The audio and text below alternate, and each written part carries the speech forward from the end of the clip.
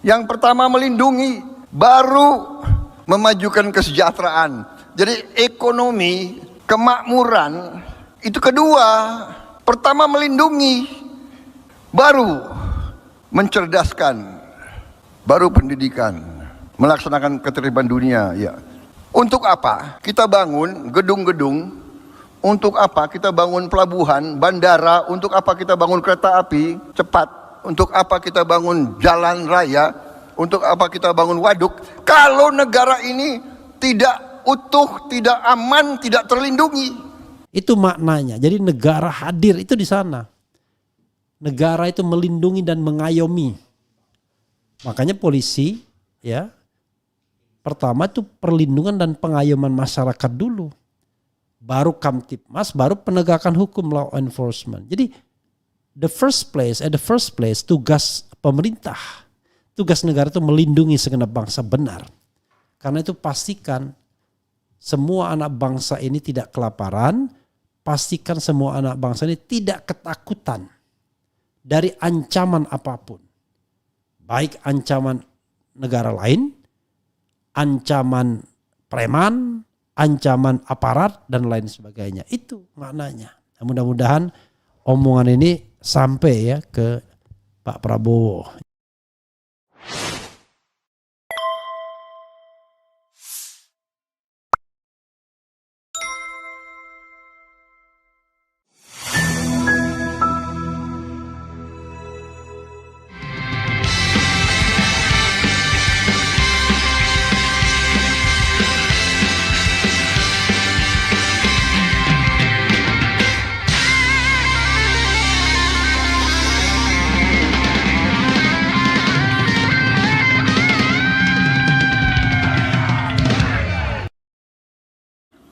Bahwa tujuan nasional kita yang ada dalam pembukaan Undang-Undang Dasar kita sangat jelas, sangat gamblang. Tujuan nasional kita yang pertama adalah melindungi segenap bangsa Indonesia dan seluruh tumpah darah Indonesia. Yang pertama melindungi, baru memajukan kesejahteraan. Jadi ekonomi, kemakmuran, itu kedua. Pertama melindungi, baru mencerdaskan, baru pendidikan, melaksanakan ketertiban dunia. Ya. Untuk apa kita bangun gedung-gedung? Untuk apa kita bangun pelabuhan, bandara? Untuk apa kita bangun kereta api cepat? Untuk apa kita bangun jalan raya? Untuk apa kita bangun waduk? Kalau negara ini tidak utuh, tidak aman, tidak terlindungi. Jadi saudara-saudara, masuknya kalian ke dalam TNI dan Polri adalah bagian dari tujuan nasional. Ada sebuah studi dari Harvard University. Mereka membuat suatu research tentang semua peradaban, semua pemerintah peradaban yang bertahan di atas 300 tahun. Mereka research, what is the common denominator? Apa unsur yang ada di peradaban yang di atas 300 tahun ini? Apa? Ternyata ada tiga.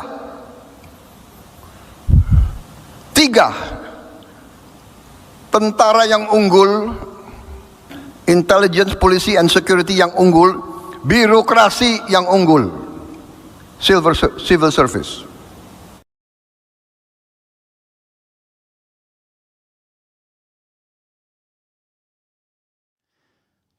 Assalamualaikum warahmatullahi wabarakatuh. Sobat RH sekalian, jumpa lagi kita di channel yang keren ini. Keren cadas. Ya, sobat RH sekalian, itu pernyataan Presiden elect ya, bahwa yang pertama itu adalah melindungi segenap bangsa dulu, baru memajukan kesejahteraan umum. Ini benar ya Pak Prabowo, tetapi harus jelas filosofinya seperti apa. Ya, jadi jangan sampai kemudian sekadar mengutip saja tetapi filosofinya itu tidak dipahami. Nah, coba kita sama-sama memahami filosofi, bukan berarti saya benar, tetapi saya memberikan sebuah perspektif ya agar ini dipahami oleh pemimpin. Saya pernah sampaikan ke Indonesia Lawyers Club. Ya, kita bacakan beritanya dulu ya, beritanya apa disampaikan beritanya. Jadi katanya yang duluan itu adalah memajukan kesejahteraan umum. Iya, benar. Melindungi segenap bangsa. Iya. Baru memajukan kesejahteraan umum, baru mencerdaskan, baru ikut perdamaian. Itu urutannya. Apakah itu urutannya sifatnya sekuen atau bagaimana? Tapi kita coba lihat ya.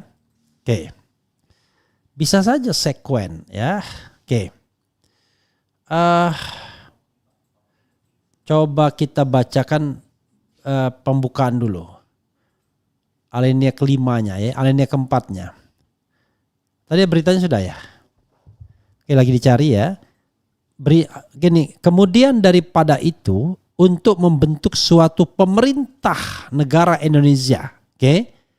Membentuk pemerintah negara Indonesia yang melindungi segenap bangsa Indonesia dan seluruh tumpah darah Indonesia, dan untuk memajukan kesejahteraan umum, mencerdaskan kehidupan bangsa, dan ikut melaksanakan ketertiban dunia yang berdasarkan kemerdekaan, perdamaian abadi, dan keadilan sosial, maka disusunlah kemerdekaan kebangsaan Indonesia itu dalam suatu undang-undang dasar negara Indonesia yang terbentuk dalam suatu susunan negara Republik Indonesia yang berkedaulatan rakyat dengan berdasar kepada ketuhanan yang Maha Esa. Ya kan? Jadi ya, setelah merdeka kita membentuk suatu pemerintah. Nah, pemerintah itu dalam pengertian yang umum pemerintahan, baik eksekutif, legislatif, yudikatif, baik di pusat maupun di daerah. Oke. Tapi dalam arti yang sempit, pemerintah itu adalah eksekutif yang dipimpin oleh seorang presiden. Maka di situ untuk membentuk pemerintah negara Indonesia. Makanya saya katakan yang pertama kali harus berpancasila itu adalah pemerintah, presiden dan jajarannya terutama. Jadi mereka lah dulu yang harus paham Pancasila, mempraktikkan Pancasila, bukan rakyat. Karena yang diadres, yang dituju oleh pasal ini, alinea pembukaan ini adalah suatu pemerintah yang dibentuk dalam rangka satu, melindungi segenap bangsa dan seluruh tumpah darah. Yang kedua, memajukan kesejahteraan umum. Kemudian mencerdaskan kehidupan bangsa dan ikut serta melaksanakan ketertiban dunia. Itu 4 tujuan bernegara yang dibebankan kepada pemerintah negara yang dibentuk dengan susunan dalam suatu undang-undang dasar yang dasarnya adalah Pancasila. Jadi kalau Prabowo mengatakan tujuan bernegara yang pertama adalah melindungi, benar, melindungi disebut duluan. Tetapi melindungi dari apa? Ya, melindungi dari apa? Dalam banyak aspek. Karena perlindungan oleh negara itu suatu hal yang esensial. Makanya agak bertentangan dengan konstitusi kalau justru negara yang menakuti rakyatnya. Negara yang kemudian menginteli rakyatnya. Negara yang tidak toleran dengan perbedaan pendapat. Negara ini jangan negara dalam pengertian yang luas ya, baca pemerintah, baca presiden. Jadi sangat aneh kalau ada presiden yang tidak suka dikritik misalnya. Atau orang mengkritik dipenjarakan. itu berarti dia tidak melindungi segenap bangsa dan seluruh tumpah darah Indonesia. Jadi apa saja yang harus dilindungi? Pertama adalah freedom from hungry, yaitu ya kebebasan, protections from hungry, yaitu harus dibebaskan orang dari kelaparan. Harus from hunger, kelaparan atau rasa lapar. Itu dulu. Jadi karena itu tugas pemerintah adalah, perlindungan pertama adalah memastikan semua perut bangsa Indonesia terisi dan tidak ada kelaparan. Itu perlindungan yang paling utama dan yang utama. Makanya kalau jadi amir, kalau menjadi Amirul Mukminin, menjadi pemimpin, ada rakyatnya yang mati karena kelaparan, maka dosa besar bagi pemimpin tersebut. Makanya tidak sembarang orang yang bisa menjadi pemimpin. Perlindungan dari apa lagi? Perlindungan dari macam hal, termasuk intimidasi. Baik intimidasi dari sesama warga negara maupun intimidasi dari aparat negara. Jadi tidak boleh ada warga negara yang kemudian ketakutan. Takut lapar, takut diintelit, takut dipenjara dan lain sebagainya. Bahkan yang namanya orang jahat sekalipun itu tidak dihukum, tapi diberikan sebuah pemasyarakatan. Maka disebut lembaga pemasyarakatan. Apalagi orang kritis. Tidak sepantasnya orang kritis ditangkap, dihukum, dipenjara. Ada orang yang membuat buku tentang ijazah yang diragukan keasliannya. Loh kok ditangkap, dipenjara? Kan harusnya diverifikasi benar atau tidak. Itu kan hak dia. Jadi untuk melindungi segenap bangsa dan seluruh tumpah darah itu, ya negara memberikan perlindungan. Anda boleh menyampaikan pendapat. Tapi pendapat Anda ya tidak boleh kemudian mengganggu warga negara lainnya secara langsung. Secara langsung ya. Kedua, ya boleh kritik negara tapi tidak boleh merusak fasilitas negara. Itu benar. Karena itu saya mengatakan yang namanya presiden itu cuma jabatan benda mati. Presidennya remains tapi pengisinya bisa Jokowi, bisa Prabowo, bisa SBY, bisa Mega, bisa berbeda-beda. Jadi kalau kita sekarang mengkritik presiden bukan berarti kita mengkritik pribadi Jokowi. Saya tidak peduli Jokowi itu siapa, misalnya bapak 2 anak dan lain sebagainya. Saya peduli kalau dia presiden. If he is not president anymore, enggak ada urusan. Misal ya, bagaimana kalau seandainya Jokowi pensiun? Tapi most of the time dia mengontrol Prabowo. Apa yang saya atau kita lakukan? Siapa yang akan kita kritik? Jokowinya atau Prabowonya? Jokowi yang cawe-cawe dengan Prabowo atau Prabowo yang harus kita kritik? Nah, saya akan mengatakan yang harus kita kritik Prabowonya. Kenapa begitu? Karena Jokowi tidak lagi berkuasa. Jadi tidak ada urusan. Tapi kan dia cawe-cawe. Iya. Tapi yang memegang kekuasaan Prabowo. Kenapa dia lemah? Bisa dicawe-cawein. Bisa dikendalikan. Jadi fokus kita terhadap pemerintahannya. Bukan kepada orang yang tidak lagi memerintah. Itu soalnya. Nah ini banyak orang kemudian mengaitkan. Seolah-olah tidak suka. Enggak. Begitu Jokowi dinyatakan bukan lagi presiden. Ya. He is not important anymore. Tapi bagaimana kalau dia jadi ketua DPA? Dia masih menjadi pejabat publik. Kita berhak mengkritiknya. Tapi kalau dia sudah pulang ke Colomadu sana, kemudian menikmati hari tua, tidak cawe-cawe urusan negara, nggak berhak kita mengkritiknya lagi sebagai pemimpin. Tapi kalau meminta pertanggungjawabannya ketika menjabat, ya itu boleh, karena tidak boleh orang yang namanya going impunity, ya tidak bisa dihukum kalau memang ada kesalahan. Tapi kritik sebagai penguasa selesai. Tapi pertanggungjawaban hukum itu nggak ada urusan dengan jabatan. Anda mau menjabat, tidak menjabat, kalau ada pertanggungjawaban hukum ya bisa dituntut Begitu ya cara berpikir paradigmatiknya. Karena itu ini tidak hanya bicara mengenai kontur pertahanan dan keamanan. Seolah-olah melindungi segenap bangsa itu hanya dari serangan luar. Yang enggak begitu. Justru puluhan tahun bisa jadi serangan itu tidak pernah terjadi. Tapi rasa kelaparan, ya, wabah penyakit dan lain sebagainya itu yang lebih real yang terjadi di masyarakat. Dan itu sudah terjadi. Karena itu tugas negara untuk melindunginya. Ada wabah misalnya, ya tugas negara untuk melindungi warga negara agar tidak terkena wabah.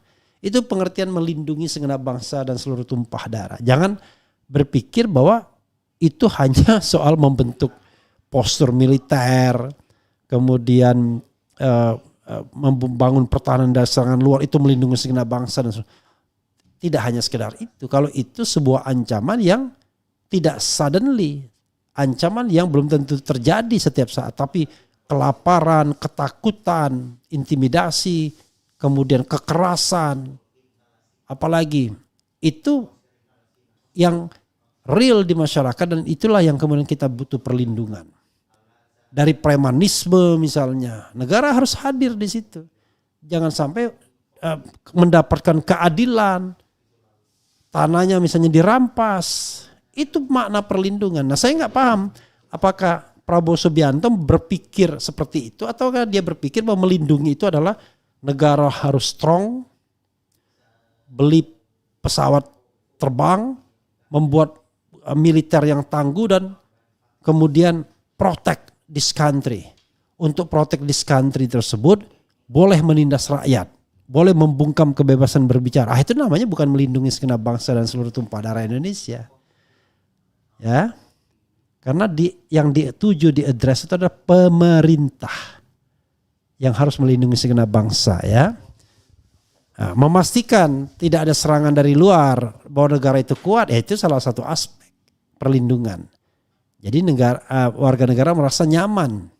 Tapi justru dalam kehidupan sehari-hari bukan serangan dari luar yang paling ditakutkan, justru serangan dari pemerintah sendiri, pemerintah yang abai, pemerintah yang tidak bertanggung jawab, pemerintah yang zalim, pemerintah yang sebentar-sebentar main tangkap dan lain sebagainya. Ini paradigma berpikirnya. Gak gampang ya jadi penguasa, memang enggak, karena itu hanya orang-orang yang terpilih, yang hebat saja yang bisa jadi penguasa, ya. Saya tidak berpikir jadi penguasa karena tidak gampang jadi penguasa itu, ya. Ini ada dua berita yang menarik misalnya. Prabowo buat apa bangun bandara, jalan raya kalau negara tidak aman. Dia hanya bicara soal aspek security. Bukan hanya begitu melindungi segenap bangsa itu. Bahkan ancaman terbesar dari warga negara kadang-kadang negara itu sendiri, pemerintahnya sendiri. Itu yang paling bahaya justru. Ancaman terbesarnya. Pemerintah yang korup, pemerintah yang tidak mengalokasikan anggaran secara proper untuk kehidupan rakyat. Negara yang melindungi konglomerat tetapi tidak melindungi masyarakat banyak dan lain sebagainya. Ya. Jadi begitu. Untuk apa bangun kereta cepat dan jalan kalau negara tidak aman, podoa ini, ya. Jadi tidak bisa didikotomikan. Jadi itulah tugas negara, tugas pemerintah. Nah, sekarang bisa dikatakan kalau kita letakkan perlindungan itu dalam hal ekonomi, maka terpenuhnya basic need. Basic need itu adalah pangan, sandang, papan. Itu basic need baru. Oke. Tapi itu belum kategori orang sejahtera. Bisa makan, bisa tidur, karena ada perumahan. It doesn't mean bahwa orang sudah sejahtera. Kesejahteraan itu tidak hanya itu ukurannya. Kesejahteraan itu ada pendidikan di sana. Ada yang namanya fasilitas untuk mengasah jiwa misalnya, ya, kesenian, kebudayaan dan lain sebagainya. Itulah kemudian orang bisa sejahtera. Jadi sejahtera itu tidak hanya sandang, pangan dan papan. Sandang, pangan dan papan itu baru tadi, ya, bebas dari rasa lapar, freedom from hungry. Tapi untuk sejahtera not enough. Kita harus lebih. Oke.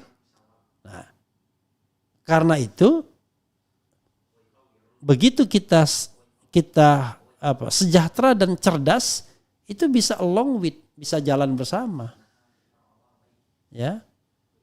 Lalu dengan ikut melindungi perdamaian dunia juga bisa jalan sama. Sebenarnya tidak sekuensial ketat begitu, bisa along with, ya, jalan sama-sama. Tapi tugas negara yang utama adalah memang melindungi segenap bangsa dan seluruh tumpah darah Indonesia. Jadi aman dan nyaman kita kemanapun. Karena kita merasa bahwa negara hadir, negara melindungi. Tanah kita nggak akan dirampas. Ini kita punya tanah, tiba-tiba preman yang merampas. Ya kan? Kita mau bangun rumah, tiba-tiba ada pemerintah daerah yang memeras. Inilah, itulah dan lain sebagainya, harus bayar mahal dan lain sebagainya. Itu maknanya. Jadi negara hadir itu di sana. Negara itu melindungi dan mengayomi. Makanya polisi, ya, pertama itu perlindungan dan pengayoman masyarakat dulu. Baru Kamtipmas, baru penegakan hukum, law enforcement. Jadi the first place tugas pemerintah, tugas negara itu melindungi segenap bangsa benar. Karena itu pastikan semua anak bangsa ini tidak kelaparan, pastikan semua anak bangsa ini tidak ketakutan dari ancaman apapun. Baik ancaman negara lain, ancaman preman, ancaman aparat dan lain sebagainya. Itu maknanya. Nah, mudah-mudahan omongan ini sampai ya ke Pak Prabowo. Ya, saya panggil Pak lah karena dia presiden elect. Walaupun barangkali dengan cara yang tidak suka mendengarnya, but it's okay. Yang penting esensinya, ya, esensinya seperti itu. Oke.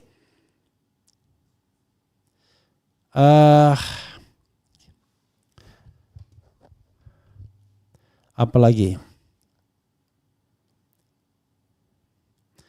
Apa lagi ya? Jangan percaya sama omongan Wowo yang tukang bohong. Tidak layak RH mendukung orang pragmatis yang menghalalkan segala cara untuk menang, tak peduli halal haram. Karena tetap mengakui Anies sebagai, kami tetap mengakui sebagai Anies presiden. Ya, saya hargai painkiller ya. Saya kan ngajak berpikir bukan mendukung. Jadi saya mengajak cara berpikir yang benar. Ya, cara berpikir yang benar melindungi segenap bangsa itu seperti itu. Bukan hanya membangun postur pertahanan dan keamanan, bukan hanya ada tentara, ya, bukan hanya ada polisi, tapi ternyata tentara dan polisi untuk ngebuki rakyat sendiri, nah, itu kan kacau namanya, ya kan? Bukan penjahat pula yang digebukin, tetapi orang baik, orang yang bertahan haknya, mempertahankan haknya, kan itu soalnya. Sering misalnya dalam konflik-konflik agraria kan seperti itu. Oke.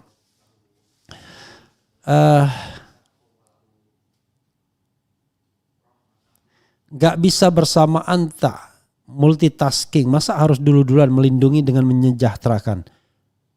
Bukan tidak bisa multitasking. Long with kan saya bisa katakan bisa jalan beriring. Tetapi pastikan dulu orang itu cukup makan.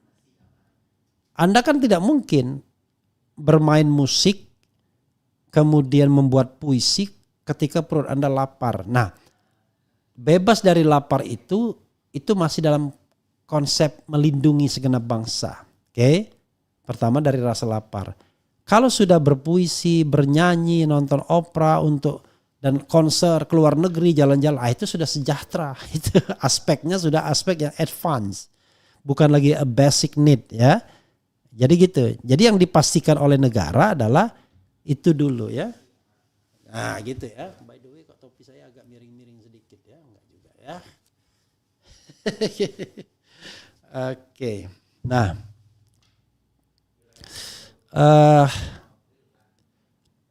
apalagi ya? Wowo nggak jelas ya. Bingung masalah utang, prioritas pertahanan, makan sehat gratis batal. Nah, itu juga. Jadi kita harus punya prioritas. Mana yang lebih penting bagi rakyat Indonesia? Ya tentu bebas dari rasa lapar dan bebas dari ketakutan. Yang lainnya itu bisa menyusul. Karena itu a basic need yang tidak boleh dihilangkan. Jadi kalau seandainya nanti rakyat tidak makan semua misalnya, ya jangan bangun infrastruktur yang mewah. Bangun IKN tapi rakyat masih banyak yang miskin, rakyat masih banyak yang kelaparan. Ini kan tidak kompatibel namanya. Ya, tidak kompatibel dengan tugas sebagai pemerintah, ya. Kemudian apa lagi?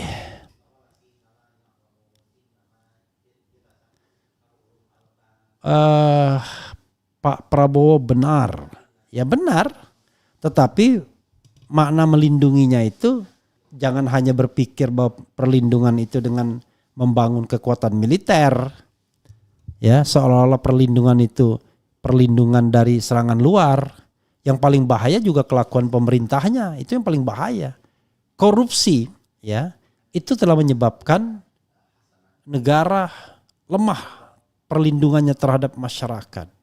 Uang yang harusnya untuk makan rakyat bisa dikorup, kan begitu. Bayangkan bansos dikorup, ya kan? Itu.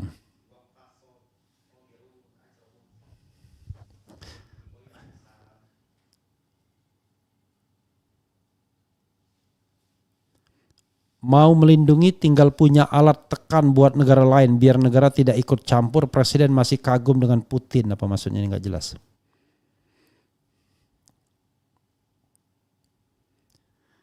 Refli Harun bahas Trump yang kuping atasnya bolong ditembak sniper bank. Ya nanti kita akan bahas ya. Itu menunjukkan bahwa ya, kita harus bersyukur negara kita tidak sampai sejauh itu ya. Tidak sebagai sinyalemen yang pernah disebutkan oleh Tito Karnavian, kekhawatiran bahwa Anies atau kandidat presiden itu bisa ditembak. Tetapi kecurangan ya tidak bisa kita tolerir. Jangan sampai kemudian kita berpikir bahwa ini pemilu baik, buktinya tidak ada korban jiwa. Ya gimana? Dibungkam semua. Ini terjadi dalam dimensi yang monolitik. Kalau tahun 99 itu tidak monolitik. Tahun 99 itu ada polarisasi politik. Kalau tahun 2024 ini yang paling monolitik. Jadi nggak akan ada kerusuhan dan lain sebagainya karena negara makin otoritarian yang makin tidak bisa mentolerir perbedaan pendapat. Bahkan beda dukungan saja tidak boleh.